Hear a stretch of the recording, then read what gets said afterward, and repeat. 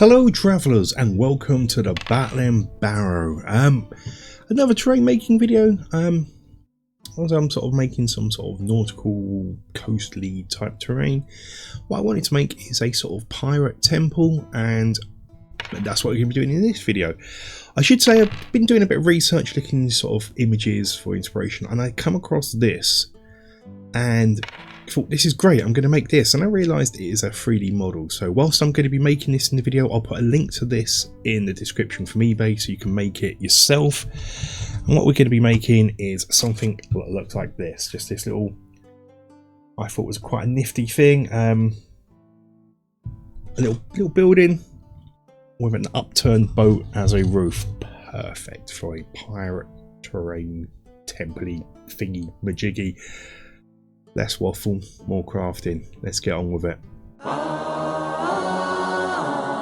So let's begin with the hardest part, and that will be the sort of roof of the temple. This is going to be made from floor insulation. This is about 5mm thick. This is really soft foam. And what we're going to do is take a piece of it and just sort of roughly draw a shape of a front half of a rowboat and cut that out. Once that's cut out, we can use a pen just to add in some plank sort of texture into it, and then the sculpting tool to add some wood grain into those planks. Next, what you want to do is apply some pressure behind the piece and sort of bend it round so it sort of curves around. This foam works really well for this. It's sort of if you sort of rub it down sort of length from right at the back, you can bend it round, and you can see here, once it's bent, both pieces are bent round, you sort of get almost a whole shape of a rowboat. Take your time with this, and you'll be alright. Once you've got them angled as much as you want, we can glue them together. I'm going to come in with some hot glue. I'm just going to run it down the flat edge only first, and just line the two pieces up, squish them together nice and hard, and just hold them in place until that glue has totally dry. At this stage, before we glue the front together, we can use the shape now to trace around the back piece of the rowboat out of foam and just cut that out.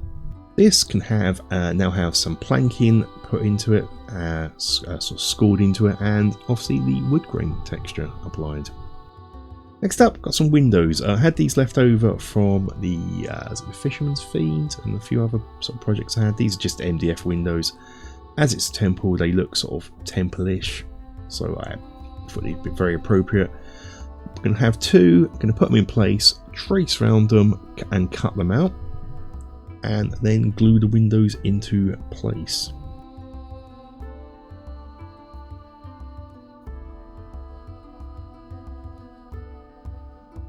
Once they're glued into place, we can glue this back wall into place on our boat where it's going to go. It's going to be slightly set back from the front, so by about 1/4 of an inch. So yeah, it's going to glue that into place. With that done, we can glue the front part of the ship. So just apply a bit of glue on one side, the inner side of one piece. Not too much, you don't want it squidged out. If it does, you're going to have to get rid of it with your fingers, and that could hurt. And then we're just going to squish the piece together, pinch it together, and hold it in place. You will get messy, you will get glue on your fingers here, so perhaps don't have the glue gun on full strength. My glue gun is a very basic glue gun, it just has an on-off setting, so I've only just effectively turned it on to the glue's at melting point. Yeah, just pinch it together, hold it in place, and hold it in place until the glue completely dries. Next, going to come in with a strip of this foam, about 1/4 of an inch thick, and give it a good texturing. Give it texturing on the sides as well, and once you've done that, this is just glued into the top part of your boat to cover up the seam, and again, starting with the flat edge, glue that in place first, wait till the glue has completely set, and then glue the curved part in. On a little overhang here of about 1/4 of an inch at the front. Once that's done, on the inside you can add some glue to reinforce that join if you like as you see I've done here, but also you can add a bit of texture into it here. Okay, this needs a chimney, so this is just made from 3 pieces of foam glued together. It's sort of about 1 inch by 3/4 of an inch, but dimensions are entirely up to you. I'm then going to come in with this wooden sort of pin. It's like a mat pin. I'm just going to drill out the top to act as the chimney itself, and this is the flume in the chimney. By which time now our stack should be dry and the glue should have gone off. So I'm just going to come in with a pen and add some bricks into the pieces. What I've done here is I've sort of slightly messed up. I am going to cut out a chunk of that wooden beam we put on at the top, come in and sort of cut away the bottom bit at an angle, just so it fits in the sort of the top here like so. So it's just sort of a little sort of triangle wedge cut out the chimney itself, and then glue our chimney in place, the actual chimney pot itself in place, and then glue the chimney in the stack in as well. Next, I'm going to make the outer stone wall. I'm not going to cover this too much because it is just effectively making the same sort of principle as before. If you've seen any building project here, we are just going to make walls. Difference is the dimensions are the sort of dimensions, but governed by the dimensions of the piece we've just made, the roof we've just made. One thing I will cover here is I didn't want to have any seams on, so where the walls are going to join at right angles. So for this, out of each piece, I cut 45-degree angles out of each piece on the length, long bits and the shorter bits. So these can be used to fit together. So when they fit together, the walls will be at right angles to each other. Once everything's cut out, we can texture them. I'm going to use my homemade sort of texture roller to add a bit of texture to the surface. Then I'm going to roughly work out where I want windows and the like to be, doors, so we can do those before we glue it together. This is just going to be my front door. Got Hugo here as I used him as a scale reference. Roughly work out where I want the door. I'm going to have steps up to the door, which is why it seems to be floating in the wall, and just cut this out. The door itself is just made from a bit of chipboard, 1mm chipboard, where I just sort of score some planks in for the door, texture it up, and add a few bits of detail into it. This then gets glued behind the piece. As you can see here, I've added another one of those windows into one of the wall pieces, and now I'm just going to come in and draw in some sort of brick. So it needs to be sort of cobblestone type bricks, so a bit more like this just made from bricks that are on the shoreline of a beach or something like that. Just do this over all the wall pieces, and once I've done these, the walls can be all glued together. Steps are just made from some, again, just little pieces of foam that just sort of fit on the door. There's a big step and a little step all leading up to the door. Once that's in, put some glue around the top part of the walls and attach the roof piece. The floor is again made from foam. This isn't glued on. I'm using the sort of same principle as my modular houses, where you lift the walls up to reveal the floor below. Only a 1-floor house. But now we can add a bit of detail. I want to add some detail to a door knocker, and I want to do sort of decorate inside with a few bits and pieces. So here I'm just looking at some jewelry pieces I've got that I just use for door or knockers, and I quite like this one. I don't pick this one in the end, I pick one similar to it but smaller because it looks like rope. And I've got this pin here with a ball on the end that when it fits in like so, looks like a door knocker with like a rope surrounding, like it has been scavenged from a ship. It's all things that I'd imagine like someone could build a house out of. This just like ships have rope, made a door knocker from rope. and this just gets pushed into place. I actually stabbed myself here, so be careful. So I'm pushing the pin through. I'm going to relive the pain.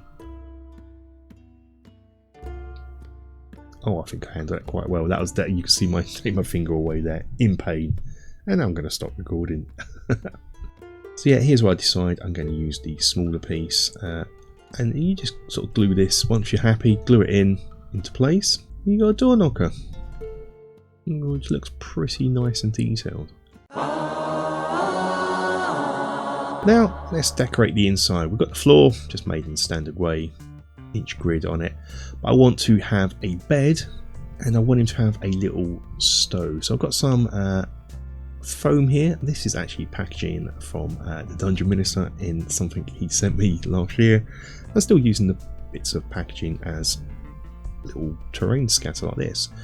So it's going to be a little sort of iron stove that I'm going to make. So it's going to be on a sort of lintel, a step, and it's just going to be a little small square stove. So I'm just working out the scales here using Hugo, cutting out the pieces and gluing them in. I've scored in a door to the oven, found a few circular beads from that set to use as sort of hobs, and gluing it into place, making sure that, I forgot this, I'm quickly adjusting now, that it fits in with the piece over the top, because obviously it can't go straight to the edge of the floor because that's where the walls will go. Yeah, he's now got a stove. What else does he need? He needs a bed. And now in my mind, his bed, being it's nautical, it's going to be a hammock. So I'm going to get 2 bits of balsa wood sort of down sort of here for the surrounds, the supports. Again, some more of these little beads to act as where the ropes of the hammock will get tied to. These will then get glued into place after I decide that they're too big really. So I'm just going to cut them down into size, correct size as I want them. And these just get glued into place. The hammock itself is just made from this little rectangle of netting. This is actually fly screen netting. And all I'm doing here is just adding some glue, and I'm going to sort of fold it in half, add some glue and sort of pinch the ends together. And using hot glue because it's instant. If you can control the heat of your hot glue, have it quite low for this bit so you don't burn your fingers. If you're like me and can't really control that, just be careful. Yeah, so I'm going to pinch the ends together like so it forms a little sort of hammocky type of shape. This can be trimmed up to size if you made it too big like I've done here. And once you're happy with it, just glue it into place into those sort of metal beads, like so. Painting, quite straightforward. First thing I do is just undercoat the whole piece in black, so I've got something to sort of a prime surface to work with. If you fancy it, add some Mod Podge into it at this stage just to protect that foam. This foam is quite soft, so it's probably recommended that you sort of do something with it to protect it a bit. The roof is just painted this sort of dark brown, if you like burnt umber. I actually paint everything in this burnt umber, the roof, the stonework, the chimney. It's a good base coat. So yeah, just everything gets base coated in this burnt umber. Once dry, the roof gets painted in this sort of light brown, and this is bestial brown from Coat d'Arms. It's sort of a slight overbrush, dry brush, just sort of working with the grain. A heavy overbrush, I think, is the way I'd describe I'm doing this, just so it is coated in this brown here. The stone gets painted in this taupey colour. This is a horse tone rowan from Coat d'Arms. It's going to sort of sort of overbrush the bricks. I won't go too much into this. This is pretty much my normal way of painting bricks, really, except I normally start with a sort of beige base coat. I'm starting with black here, just because I wanted to have those sort of weathered beach look bricks. The floor is painted in the same way as the outer walls. Next I'm going to come in with this yellowish colour and just paint, dry brush the outside of the bricks just to act as sort of sandy weathering.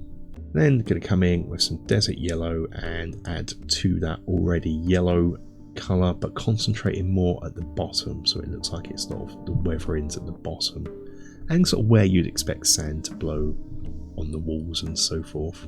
And then a dry brush of this beige cream colour, like this ivory, just over the entire piece, including the Be Better Than Me then with a dry brushing.